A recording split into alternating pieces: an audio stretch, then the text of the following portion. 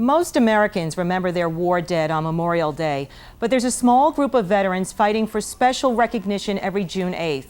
That's the day in 1967 that the USS Liberty was attacked, surprisingly, by the State of Israel during Israel's six-day war with Egypt. 34 crew members died. The survivors say new information coming to light proves it wasn't all a big mistake.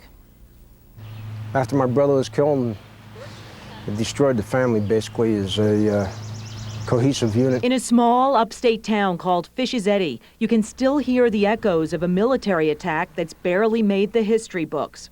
Carl come home at Easter, and he asked his father how it would be if he was hit by a bomb.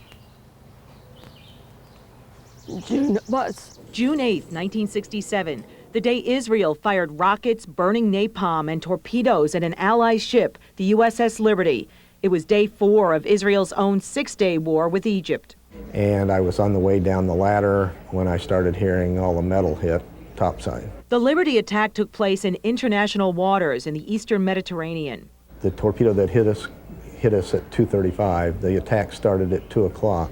10 dead on the deck originally. The rest of the dead were due to the torpedo hit after the fact. And I saw the entire front of the ship lift up out of the water. We weren't a combat ship. What the Liberty was an intelligence gathering ship working for the National Security Agency. Carl Nygren and his fellow Navy crew members trained to decipher foreign languages and codes. He was a linguist, knew 5 languages. The United States wanted to know what the Russians were up to during the war. They wanted to know whether the Egyptians were using Russian bombers. A message for Liberty to pull back never reached the ship, and that's where the debate starts about why Israel attacked. But it was a mistake.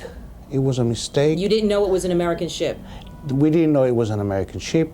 People thought at the beginning that this was an Egyptian ship, an Arab ship. But Liberty's crew has long maintained Israeli air forces were flying low enough to clearly see the American flag. Well, I, for one, know that our flag was flying, and I know for a fact they knew who we were. Author James Bamford, in his new book, Body of Secrets, says American pilots nearby told him they heard the Israeli Air Force and Navy make reference to the flag. They heard the crew members of both the plane and the torpedo boat talk about the American flag. Basically what they saw was red.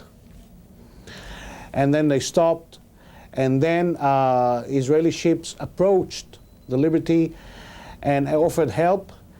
And the reaction was apparently shooting. Researchers have long speculated Israel attacked because it didn't want the Americans intercepting military communications about Israel's pending assault on the Golan Heights. When the Liberty attack was over, 34 American crew members were dead and 171 wounded. 821 rocket and machine gun holes were counted in Liberty's hull. Crew members say Israel even fired at lifeboats after one of its 5 torpedoes had already smashed a 40-foot hole in the ship's side, a section where 25 intercept operators were working and killed. I spent 2 days down there cleaning up those 25 guys. When I was debriefed, I was told not ever to talk about it to anybody. And back in New York, Jan Nygren remembers coming home from 6th grade when his family got the Navy telegram. Carl Nygren was dead at 23. His little brother went back to school. It was about 5 minutes later my parents walked in. Took me out of school. It's one of the major things I remember. That was like a sledgehammer. A U.S. Navy Board of Inquiry ultimately agreed with Israel's explanation that it made a tragic mistake, even though Bamford reports one NSA memo called the conclusion a whitewash. Israel apologized and paid $12 million in reparations to the U.S. families. Money don't do it. 34 years later, the families of the dead and the survivors still smart from the lack of an official U.S. congressional investigation into the attack, which killed twice as many military men as the bombing of the USS Cole.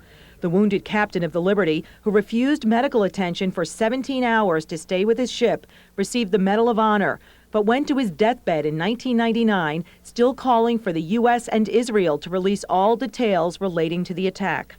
It's a very delicate topic. Nobody wants to touch Israel. Nobody wants to criticize Israel. When something horrible like this happens, whether it was an accident, even though it was an accident, Certainly, having new facts before us would be worthwhile. Philip Armstrong, Jr. This past Friday, June 8th, the 34th anniversary of the Liberty attack, a small group of survivors and relatives of the dead returned to Arlington National Cemetery, where 6 of the crew members are buried in a mass grave. Don Pagelar says it took him 20 years to confront his grief. I took my Purple Heart and stuffed it in a drawer and never wanted anybody to know that I had it. Because I wasn't hurt or I didn't die. Started having nightmares. I didn't realize why I was having nightmares until I was about 31, 32. I cry for him every morning when I go into work. At the NSA Museum, the ribbon once tied to Captain McGonagall's Medal of Honor now sits with his Navy dress hat and glasses. All that's left of the Liberty is its general alarm and holiday flag. The ship was scrapped in 1968.